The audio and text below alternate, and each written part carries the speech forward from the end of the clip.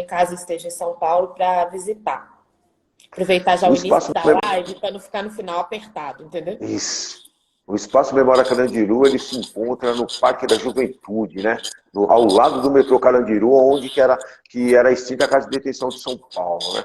O Espaço Memória Carandiru é o seguinte, nós estamos colocando um projeto nele, que é um projeto de inclusão, né? Um projeto de educação inclusiva, né?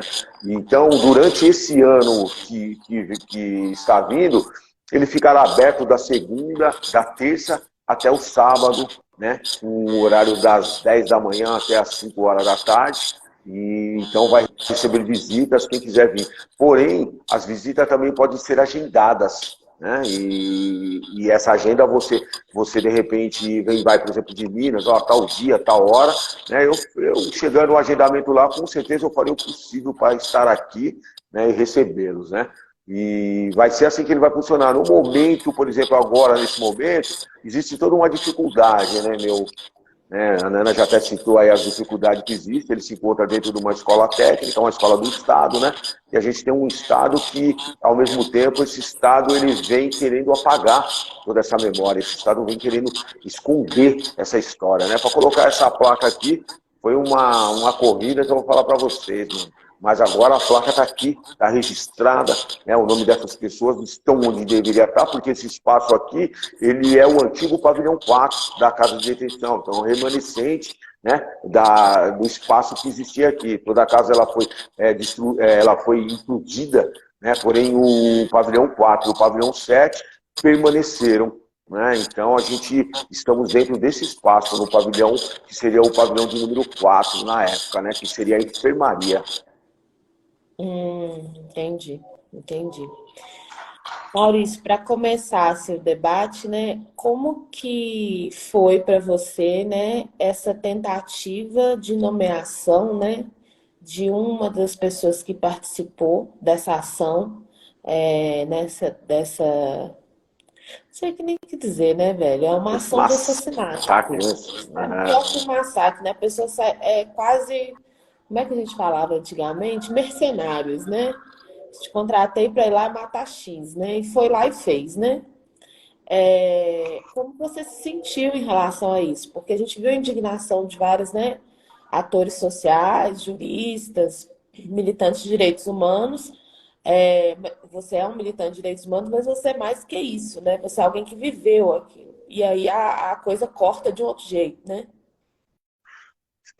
Ó, é tão delicado, mano, esse fato, porque é o seguinte, mano, eu tomei logo um choque, né? Porque eu falei, caramba, mano, tava lá uma puta de uma direita, né, mano, que a gente tá vendo lá, uma ultradireita, vamos dizer assim, né, meu? Então a gente esperava tudo, né? Mas aí entra a esquerda, pô, solta logo essa, fora da Polícia Federal, que já soltou, assustou.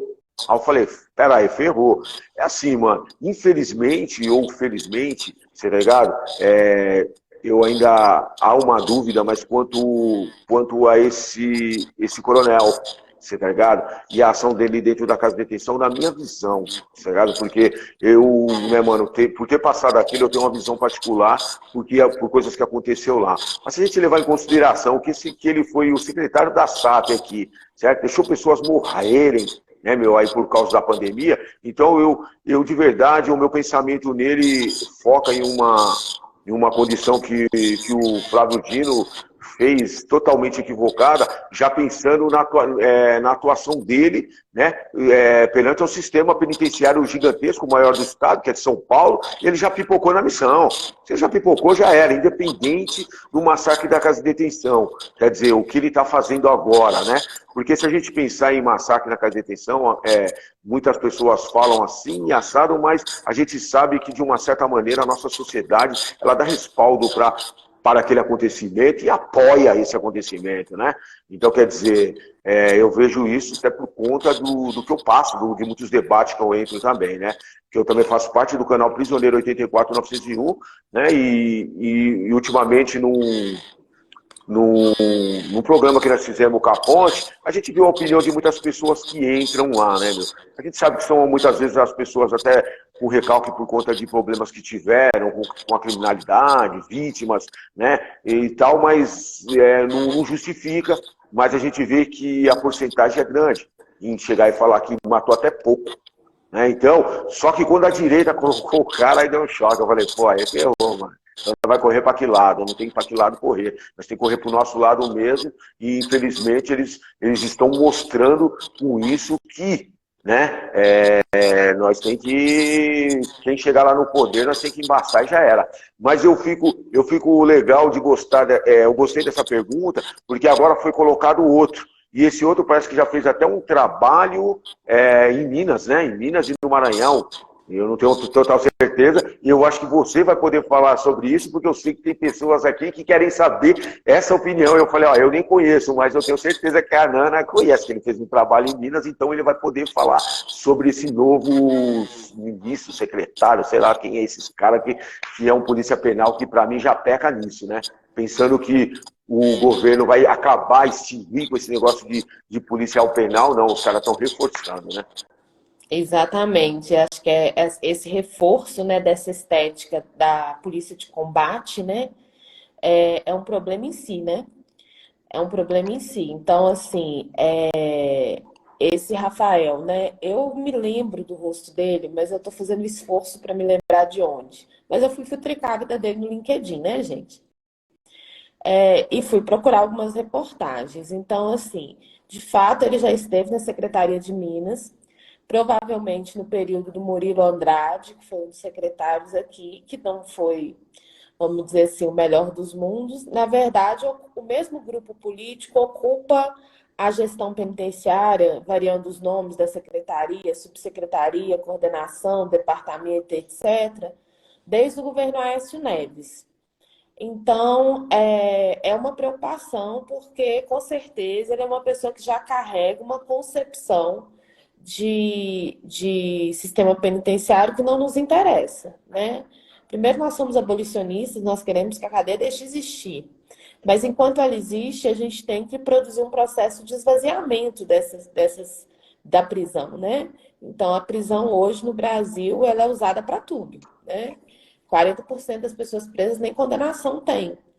E aí, quando você começa a montar uma equipe, né, que em tese tem que atuar coordenada, é era importante que a gente tivesse nessa função do antigo DPEM, agora Secretaria de Políticas Penais, uma pessoa com um perfil desencarcerador.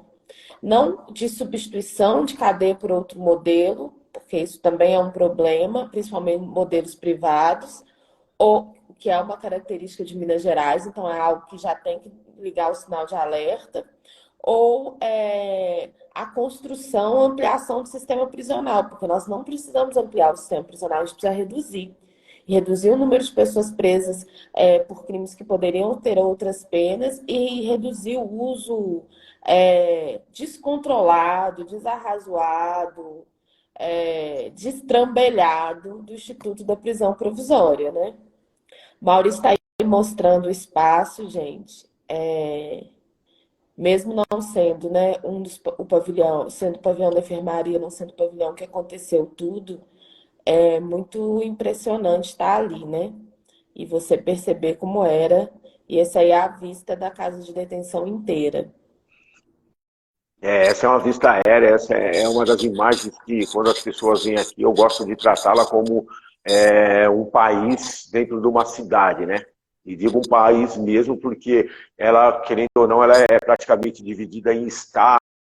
E esses estados são divididos em vilas, em ruas, em casas, e até mesmo o linguajar, a cultura de cada um, de muitos são diferentes, porque existem pessoas em muitos lugares aqui, né? Então, vem pessoas de outros países, de outras cidades, e essa cultura, elas se mesclam e acabam passando para os funcionários, passando para os outros visitantes, e isso transcende aquelas muralhas que ali se encontram, né?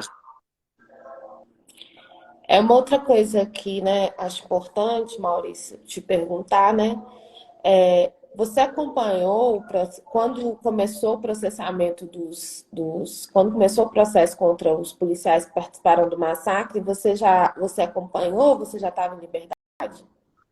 Tava nada, Nana. Eu fiquei mais 14 anos preso, meu.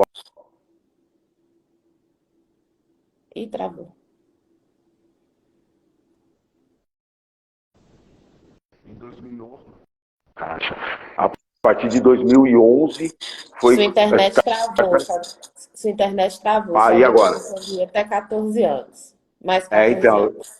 é isso. Então, de 2011 em diante que eu comecei a travar essa luta, porque aí eu saí de liberdade de boa mesmo, né? Uhum. E durante todo esse tempo a gente estava na prisão, e na prisão você acompanha, é Rede Globo, né? Então a Rede Globo fala o que quer, então não dá para levar em consideração. Mesmo preso, nós já sabíamos que a Rede Globo não podia ser levada em consideração o que falava. Então não tínhamos um acompanhamento, não, do que estava acontecendo. Mas a partir disso, quando eu saí, eu comecei a fazer todo o acompanhamento, né? A gente entender que preso ninguém ia, não. Não ia, não vai. Eu não acredito nisso. É Tá ligado? Eu não verdade. acredito, eu acho que há muitas coisas que estão sendo movimentadas para que isso não aconteça, né? E eu acho que tudo é pano de fundo. Eu acho que a realidade mesmo é a anistia que eles estão aprovando na Leste, que já passou algumas coisas e eles estão aprovando. Eu acho que essa que vai ser a pancada, né? Porque esse indulto ele pode ser contestado, outras coisas podem ser contestadas, por exemplo, porém, a anistia, certo, em lei, não vai poder ser contestada. É, eu acho que o que mais me impressiona é como as instituições de justiça, né, compactuam com a tortura, né? Compactuam com o assassinato de pessoas pretas e pobres simplesmente por serem pretas e pobres. Isso é uma Exposição. coisa que já há algum tempo anda me deixando ainda mais preocupada, né? Porque significa que nós não podemos contar com as instituições de justiça no nosso país, né? Com Nós certeza. não podemos ter elas na conta como um fator de proteção ou de responsabilização. E eu percebo que ainda os movimentos de direitos humanos ainda botam fé. Isso me deixa desesperada. Desesperada. Eu falo, véi, se liga, não vai dar nada. Se for por esse caminho, É. não vai dar nada. Eu também eu acho, Mororana, que de verdade tá muito fácil, né? Porque quando a gente vê quantas pessoas foram presas por racismo, várias, chega lá dentro, injúria racial, paga um qualquerzinho e sai fora. Você não vê ninguém ficou preso. Eu acho que eles estão esperando algum preto chamar o outro preto de preto e eles prender, falar, pronto, prendemos alguém. Porque não é possível, meu. Não é possível. Você tá ligado? Eu fico vendo. Aí você fala sobre racismo, tá aí, ó, várias pessoas não desmerecendo a luta, porque a luta deles, né, desses nossos mais velhos que vêm, é a luz do nosso caminho. Mas aí, poxa, o cara vem, bate nas suas costas e fala, não, é isso mesmo, você vira as costas, os caras tá falando a mesma coisa, metendo a madeira. Sabe? Às vezes eu fico pensando que se pôr fogo no engenho não vai ser a solução um pouco, porque, poxa, meu, puta, mano, conversa, quer dizer, sabe, às vezes, né, que nem eu tô falando ultimamente, sabe, de ter o dia da consciência branca. Aí os caras olham, é isso mesmo, porque quem inventou essa porra de racismo foi o branco. Então ele que tem que se conscientizar, porque vai moiar, qualquer hora vai chegar uma hora que nós vai perder a paciência, porque você veja bem, para mim ver que os meus filhos, certo, não vão ser, você tá ligado, estigmatizados com isso, aí eu vou ter que estar morto para mim não ver. Se eu tiver vivo, eu vou ver, aí não dá. Aí não vai, eu não vou conseguir engolir isso. Então, meu, tem que ter o dia da consciência branca para ele se conscientizar que quem inventou a porra do racismo foi eles. Não foi nós, não. Nós sentimos na pele isso. Mas quem inventou isso daí foi nós? Não foi nós. Então, pô, mano, peraí, mano, o que é? Nós estamos conversando, tentando resolver em grupo, mas a gente estamos vendo que cada vez fica mais acirrado. Ainda mais com essas políticas que a gente estamos vendo aí, fascista e tudo, neofascista e tudo que vem, a gente está vendo que isso daí está ficando mais acirrado. Aí fica difícil, né? Fica difícil mesmo, assim. Eu fico também com, né, sinto mesmo que você em relação à frustração com o governo de esquerda, né, que retorna ao poder depois de, inclusive, o futuro presidente da República, né, que toma posse no dia 1º, ter sido preso, ainda que em condições infinitamente melhores que qualquer outra pessoa presa desse país, mas ainda assim também foi preso, né? E a gente vê já de cara, né, uma situação dessa, né, da tentativa de nomeação de alguém que esteve envolvido em um massacre numa unidade prisional, né, e o maior massacre que é o Carandiru. Me preocupa mais ainda esse reforço, né, e a gente sabe que no período do governo Lula e Dilma o encarceramento Mano. foi exponencial, né, e não nos escutaram. Infelizmente. As pessoas, sabe uma coisa que eu quero falar aqui? É que as pessoas, é o seguinte, muitas pessoas, eu sei que nós, por exemplo, né, que comungamos com essa luta, nós temos uma visão, mas muitas pessoas não têm. As pessoas, elas têm que entender que aquelas pessoas que lá presas foram assassinadas, aquelas pessoas, elas são vítimas do Estado, por quê? Porque é o seguinte, quem estava condenado estava cumprindo pena, pagando seus erros. Certo? Mas a gente tem que levar em consideração desses 111, o próprio número da Secretaria de Justiça mesmo traz 70% que nem condenado, nem condenado eles não estavam. Se essas pessoas não estavam condenadas, quer dizer, culpada elas não é, até que se prove o contrário. Então, o Estado não poderia ter entrado e ter assassinado essas pessoas. Eu não estou falando que essas pessoas eram inocentes, ou que elas não cometeram, quer dizer, inocentes elas eram, que elas não cometeram um crime. Eu não posso falar isso porque eu estaria julgando. Porém, a justiça, certo? Aquela que muitos, né, do Zé Povinho aí que vai assistir isso aí depois, falar, eu quero a justiça diz que não, que eles não eram culpados ainda porque eles não estavam culpados. Então, pronto. Eu vejo na sociedade que as pessoas, elas querem a justiça enquanto está ao lado do seu umbigo. Depois que sai, elas não querem mais. Ah, não, eu quero até tal vírgula. Passou daquela vírgula, não me interessa. Então, não é assim que funcionam as leis e não é assim que funciona a justiça, né? Mesmo eu não acreditando também nessa lei, nessa justiça que nós temos, mas quando alguém vem falar para mim isso, eu falo assim, ah, tá bom, então, se você quer que a justiça seja feita, então que ela seja feita no completo que nós temos. Né? Não adianta nós inventar outras leis, nós queremos ver essa daí, porque se nós faz outras, elas não são cumpridas, porque essas aí também não são cumpridas até onde te interessa. Aí fica difícil, né, Nath? Demais, porque a lei ela tem que ter o mesmo valor para todo mundo, né? Alcançar todo mundo de forma equitativa, igualitária. E infelizmente no nosso país não é assim, né? Eu acho que você levantou um dado importante, né? Novamente, essa questão da prisão provisória, né? 70% eram presos provisórios, ou seja, sem condenação, sem apuração da responsabilidade deles perante uma determinada acusação.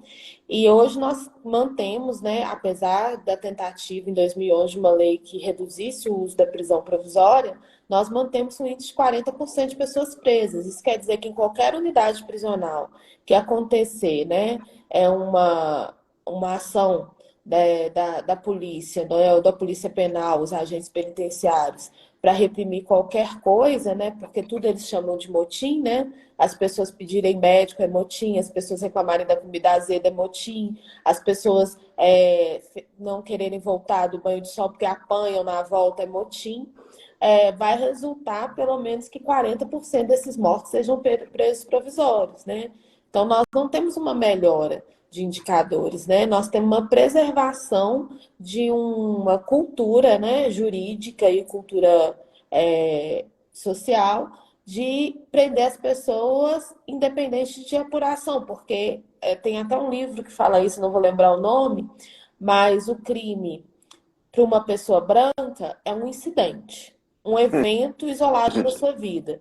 Quando é um homem negro, um jovem negro, é algo que já estava previsto. E em muitas sentenças, né, ou pedidos de prisão, a gente vê escrito, né? Vamos prender porque provavelmente ele vai cometer crime de novo, né? E com base em que se aufere isso, né? Com base em que elemento concreto se aufere isso? Se aufere isso com base no achismo do promotor e no achismo do juiz, que são pessoas brancas, né? Que olham para um rapaz negro numa audiência e torcem o nariz. E eu estou falando de coisas que eu vivi, não de coisas que me contaram, né? Que fazem cara de nojo quando vê um homem negro sentado no banco dos réus, que dão tapinha nas costas do réu branco e são grosseiros e violentos com o réu negro, né? Isso eu vivo na minha prática de advogado, né? Ninguém está me contando, né? É uma coisa que nós advogados que temos o mínimo de sensibilidade, né? Porque não são todos, né? Porque minha categoria tem uma gentinha que ninguém merece, mas assim é isso, né? Maurício, também essa coisa da Alesp. Como é que quem que propôs esse projeto de anistia na Alesp? Como é que é isso? Conta mais. Então, para você ver como que é tão engraçado que agora é o nosso futuro secretário de Segurança Pública, comandante Derrite. É para Oh, dar risada, ironicamente, porque Pô, parece até piada, mas não é uma piada, você tá ligado? Deveria até de ser, né? Mas não é. Então, ela foi proposta pelo comandante Henrique, passou lá uma. Inclusive, na época que estava tendo essa votação, eu e alguns sobreviventes, nós pegamos uma grade que nós temos, colocamos lá na porta, pegamos o microfone, gritamos pra caramba, gritamos pra nós, porque ninguém escuta, né? Ninguém não tá nem aí, pelo contrário. Ele foi até apoiado, né, por cima disso, e isso vai passar, e isso daí é a cereja do bolo deles. É a cereja do bolo deles. E agora ele está sendo contemplado, certo, como secretário de segurança de São Paulo, por esse governo que está aí, né? Um governo ultrafascista também. Então, as coisas tá difícil, meu, muito difícil, tá ligado? Você acaba não vendo um ponto. Assim, algumas lutas que nós conseguimos, que nem essa placa, eventos que tem aqui no Espaço Memória Carandiru, isso daí veio de muita luta, meu, porque aqui, é igual você mesmo já falou, você veio aqui, constatou, e muitos que eu tenho certeza que estão aqui sabem, muitos outros vão saber através dessa live, ouvindo aqui, que não se fala nada. Quando se falava de 111 e nunca foi citado um nome. Fora algum evento ou outro que as pessoas vinham e citavam o nome dessas vítimas, né? Mas agora não, agora nós temos, né? Agora nós temos os nomes, nós temos um lugar onde a memória deles vão ser lembrada, né? Porque a memória deles é a memória minha.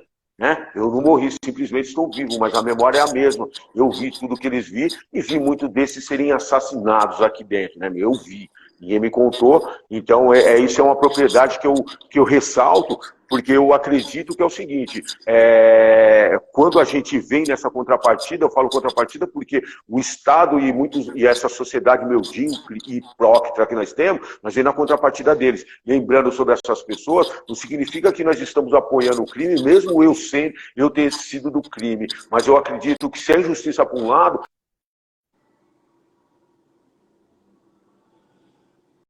Travou. Vai voltar, gente, daqui a pouco. É porque lá o sinal Não, então, não é deu o uma sinal, não é? travadinha, amigo, de novo. Então, não sei quem que está tentando ligar, meu. Puta merda. Então, mas é isso, né? Então, eu acho que se eu penso nisso, quer que a lei, que a justiça seja feita, então que seja completa.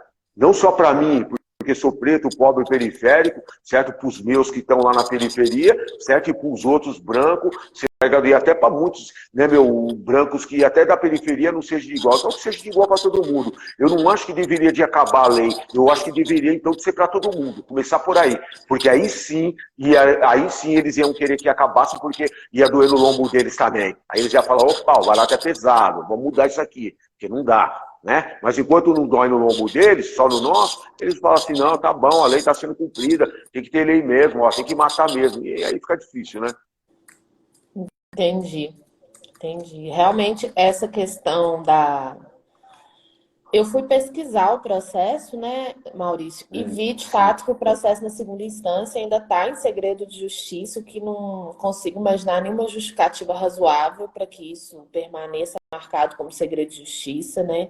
Eu acho até pela envergadura do caso, ele deveria ser mais público que qualquer outro, né? Porque é isso, né? A gente precisa lembrar, precisa refletir sobre o que aconteceu, para que não se Ô, repita. Nanda, eu assisti a audiência no TJ, tá ligado? Foi o desembargador Edson Brandão que pediu vista do processo. Pô, mano, o cara tá mais de 20 anos, meu, deitado no processo, ele vai pedir vista de quê? Tá com piada. Então isso mostra a movimentação, você tá ligado? Aquela fumaça pra alguma coisa que tá acontecendo lá atrás.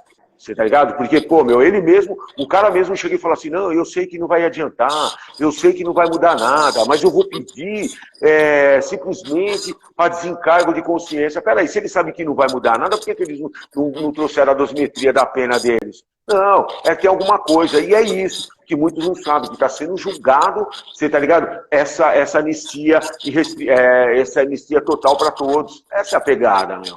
Tá ligado? Então, pô, mano, aí fica difícil pra caramba, mano. E eu tô ali assistindo ali, eu tô sabendo disso, e, poxa, mas tem muita gente que não sabe e tem muitos que tá, é isso mesmo. Porque isso daí não foi sem querer, isso daí foi articulado, isso daí foi pensado. Ó, um de nós pede, aí vai dar tempo, aí o presidente vem, dá anistia, os caras contestam, quando sair tudo, os caras já foi anistiados e ninguém vai preso da mesma maneira. Simples assim, meu. Exatamente. E aí, e não só ninguém vai preso, né?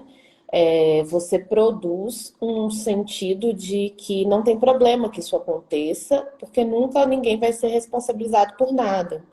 Eu tenho refletido muito sobre essas ações, né? Tanto da polícia na rua quanto do sistema prisional. E uma das coisas que eu entendo, né, e que o Ministério Público jamais fará, né, porque são os brother deles. A polícia é brother do MP, né? Então, não é nem Ministério Público, né? É Ministério Particular, né? Não tem nada a Fica ver com melhor, né? isso. Acho que MP, Ministério Particular. Que os comandantes, e começando pelo governador, que é o comandante de todas as forças de segurança, né, em qualquer estado, eles têm que ser denunciados como mandantes, porque isso é mandante, né? E a gente sabe disso, né? Se fosse uma situação numa favela, e a gente acompanha um caso de uma mulher assim, que o simples fato dela ter ligado pro irmão e dito que o cara bateu nela no ônibus, ela foi condenada como mandante. Aí, Porque o cara foi lá e passou o sujeito, né? Lógico, bateu na irmã dele e ficou doido da vida, né? E bateu muito. Não foi pouco, não. Foi tipo espancamento. Né? E ela foi condenada como mandante. Como é que a pessoa dá uma ordem para entrar dentro de uma unidade prisional com armas letais? Ele esperava que acontecesse o quê? Chuva de confete?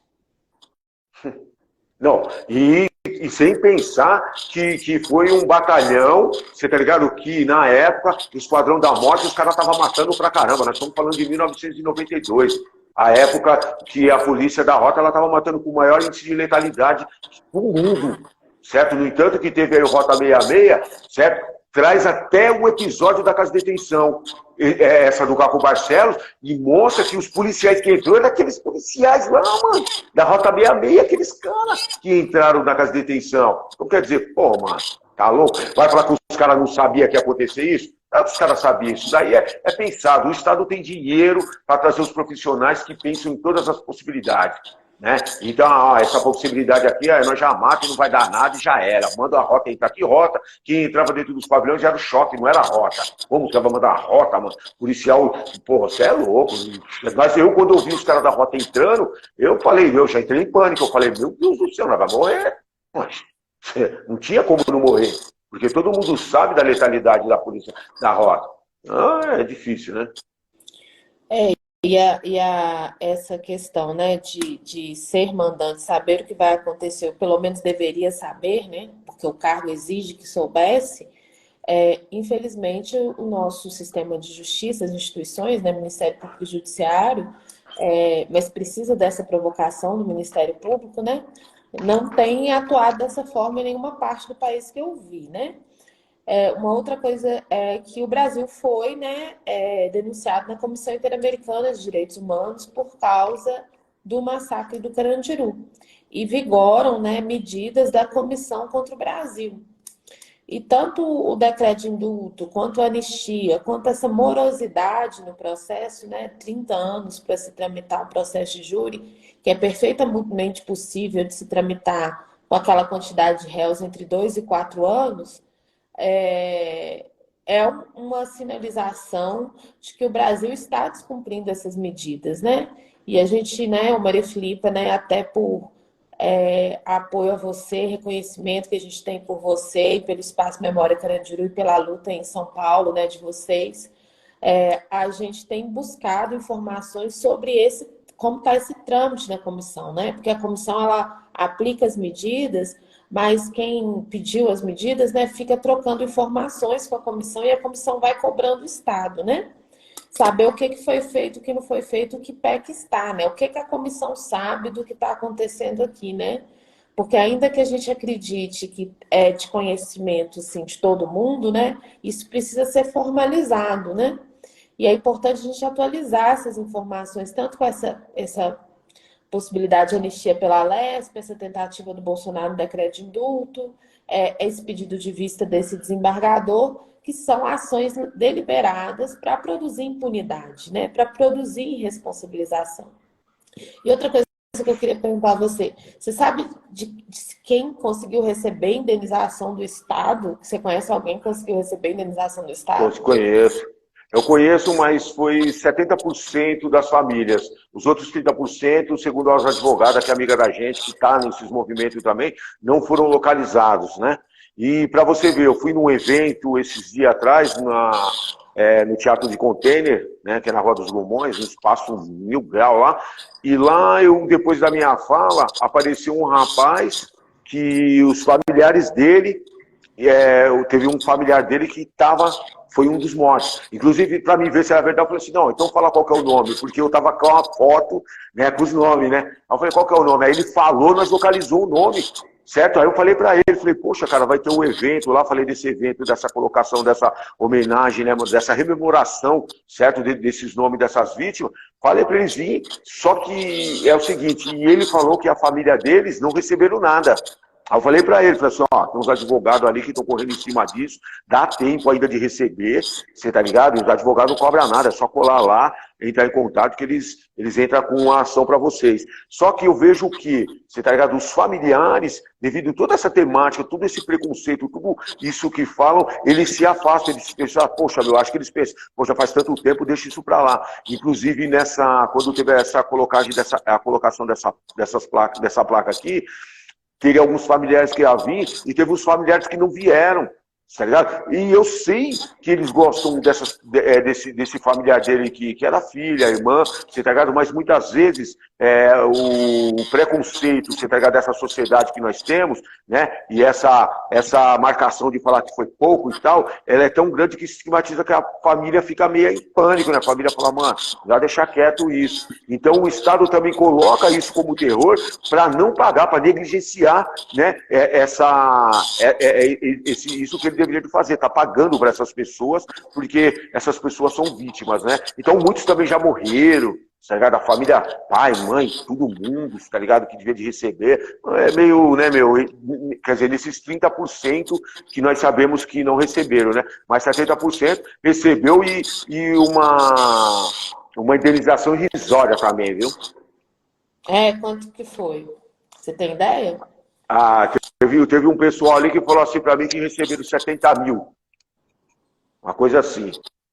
Isso em 2017, 2018. Uma coisa assim.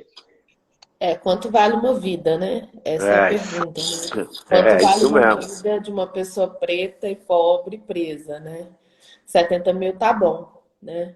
Tá ótimo para Pro eles, né? Estado, né? Eles E valem, levar a tó e já era. essa cultura dos massacres, né? Que as vítimas nunca recebam nada, né? Não é sistema penitenciário, mas a gente está vivendo isso aqui em Minas com Brumadinho, né? Mais de 260 pessoas mortas. E é uma ação, e o Estado é um parceiro da Vale na produção dessa não reparação das pessoas, nem individualmente, nem coletivamente, né? Porque é isso, eram trabalhadores, estavam lá no refeitório da empresa, a maioria peão, né? Então, pessoas negras, pobres e tal. Então, assim, e a gente acha que, e como aconteceu com você, a gente vai encontrando as famílias dessas pessoas, né? Porque muitos tinham família aqui em Belo Horizonte, né? Eram pessoas que foram para Sim. Brumadinho para trabalhar, para tentar melhorar de vida, né? E acabam mortas, né? Assassinadas, porque elas foram assassinadas, porque as rachaduras na represa já eram visíveis e notórias, né? Então, foi um Isso mesmo. assassinato, né?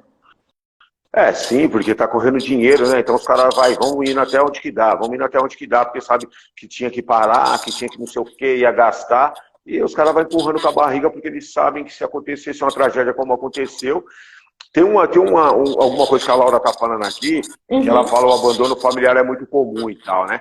Então, mas sim, até é por conta de quê? Por conta de toda a humilhação que os familiares passam, né, na frente de uma cadeia. E isso já é feito propositalmente para essas pessoas ficarem abandonadas para o Estado fazer o que quiser delas. No entanto, que várias pessoas desses corpos aí que sumiram, eles sumiram por quê? Porque eles não têm familiares. Por que eles não tinham familiares? Por toda a humilhação que a pessoa passa, né? E toda aquela humilhação que a própria sociedade impõe sobre essas pessoas, parecendo que foram elas que cometeram um crime, né, meu? Então, isso daí é proposital mesmo, né? Porque numa dessa daí você vê que sumiu, poxa, a gente está falando de 37 mortes. Por que eu falo 37? Porque Maurício Monteiro, eu contei lá 148 mortes. Tinha uma comissão que foi feita entre os presos do pavilhão 9 e do pavilhão 8. Eu não fazia parte da comissão nenhuma, porque eu era um cara de muita confusão, arrumava bagunça na cadeia, eu era um cara muito confusão lá dentro. Mas eu acompanhei, fui junto com os caras de cela em cela, nós contou 148. Quer dizer, sumiu 37. 37 da onde? Essas pessoas são pessoas que não tinham visita, que não tinham familiares, foram como indigente. E isso, eu fiz um debate, né, um tempo atrás, de um outro programa, que é o Juiz Soberano, com uma advogada que defendia esses policiais. Ela falou para mim que foi 70. Eu falei, pô, foi 70 policial que morreu? Ela não, falou assim, só tá com brincadeira, não é? O Estado falou 111, você já tá até abaixando o número. Não, porque os presos se mataram. Pô, mano, eu tava lá. Eu falei um montão pra ela, eu falei, ó, não vem com essas ideias, não, que eu tava lá, mano. Não veio para não. Eu só acho que se a senhora tivesse sido minha advogada, nem preso eu tinha ido. Só estava falando o que os seus clientes falaram. Por quê? Porque a realidade é o seguinte, mano. Não houve morte entre presos, não houve confusão generalizada. Isso daí, quando a gente escuta alguns sobreviventes aí com esse papo aí, que foram lá conversar, foram lá conversar. Quando a gente escuta esse papo desse sobrevivente, pergunta para ele se ele estava no pavilhão 9. Fala assim, amigão, deixa eu te perguntar, você estava no pavilhão 9 ou você estava em outro pavilhão e te contaram? Porque ninguém foi conversar, os caras não chegou batendo escudo, que nem de filme. Aquilo ali é um romance, aquilo ali serve para justificar a entrada da polícia. Os caras entrou tudo quietinho, no sapatinho, e invadiram o pavilhão. Quando se viu, eles já estavam dando um tiro. Essa foi a pegada, essa foi a verdade. Né? Não tem negócio de bater, chegaram, vamos conversar, o que vocês querem? Isso é tudo mentira mesmo porque não tinha refém. Se não tem refém, eles vão negociar o quê? Fala pra mim se não tem refém. Vai negociar o quê? Os caras falam, o quê, mano? Tem refém lá. Quem vocês matar é preso. É ladrão. Por quê? Se tivesse refém, eles iam ficar em pânico, porque quando tem rebelião mesmo, se troca a roupa dos funcionários, põe roupa de preso neles também, fala assim, se eles entrar matando, vocês vão morrer também, porque eles nem vão saber quem eles estão matando. Então eles teriam esse cuidado.